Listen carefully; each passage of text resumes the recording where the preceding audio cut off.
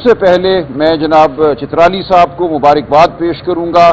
آج Peshawar high court نے ان کے حلقے سے الیکشن کی کارروائی کو روک دیا ہے، معطل کر دیا ہے۔ چترالی صاحب کو ناحق ہٹایا گیا تھا۔ الیکشن کمیشن نے آنن فانن ایک دن میں جو نوٹیفیکیشن کیا تھا ان کو ہٹانے کا اور الیکشن کرانے کا ان کے حلقے NA1 میں چترال، وہ تمام پروسیس آج پشاور ہائی کورٹ نے معطل کر دیا ہے۔ تو میں آپ کو مبارکباد پیش کرتا ہوں چترالی صاحب، اور انشاءاللہ آپ کی اپیل جو اسلام آباد ہائی کورٹ میں دائر ہو چکی ہے اس میں بھی آپ سرخرو ہوں گے اور آپ اپنی نشست بھی رکھیں گے اور آپ بے گناہ قرار پائیں گے۔ تو بہت آپ کو میں دعا بھی دیتا ہوں اور مبارک بھی دیتا ہوں۔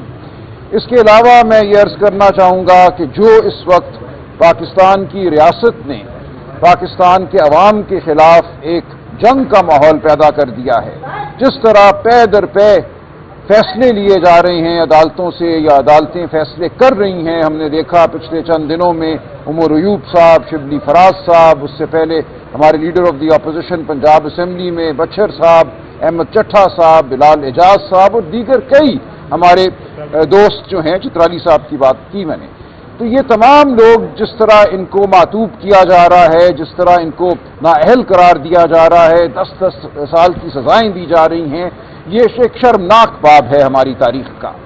اگر آپ ان فیصلوں کو پڑھیں تو تمام یہ فیصلے صرف 2 پولیس کے گواہان کی گواہی پر مبنی ہیں۔ ایک گواہ کہتا ہے کہ میں چکری 4 مئی کسی طرح عمران خان صاحب کے پاس جا کے بیٹھ گیا اور انہوں نے میری موجودگی میں ایک سازش کا ذکر کیا۔ دوسرا گواہ وہ بھی پولیس کا ملازم ہے، وہ کہتا ہے 7 مئی کو کسی طرح میں زمان پارک میں عمران خان صاحب کے ڈرائنگ روم میں داخل ہو گیا جہاں وہ گفتگو فرما رہے تھے اور میری موجودگی میں انہوں نے گفتگو فرمائی۔ اس گواہی کو پہلے ہی سرگودا کی ATC رد کر چکی ہے، کہہ چکی ہے کہ کوئی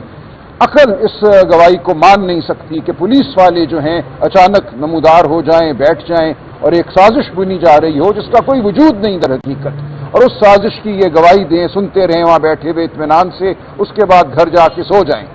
تو یہ تمام جو معاملہ ہے وہ پاکستان کی قوم کے سامنے ہے۔ جن جج صاحب نے سرگودا میں اس گواہی کو ماننے سے انکار کیا تھا، ان کے ساتھ کیا ہوا، کس طرح ان کے گھر پہ فائرنگ ہوئی اور اس کے بعد مقدمات دیگر عدالتوں میں چلے، اور یہ دیگر عدالتیں اب ایک بالکل مختلف نوعیت کا فیصلہ دے رہی ہیں، اسی رد شدہ گواہی کی بنیاد پر لوگوں کو 10 سال سزائیں دے رہی ہیں۔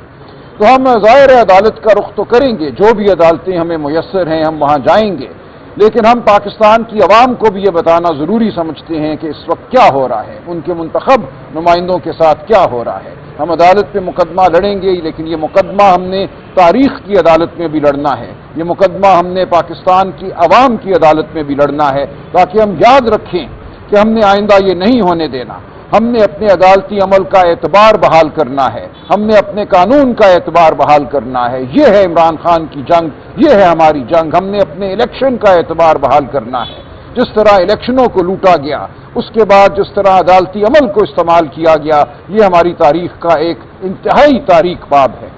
تو میں آپ سب سے یہ گزارش کرتا ہوں کہ آپ کے ذریعے پاکستان کی عوام اس تمام عمل کو دیکھ رہی ہے، آپ اس عمل کو پاکستان کی عوام تک پہنچانے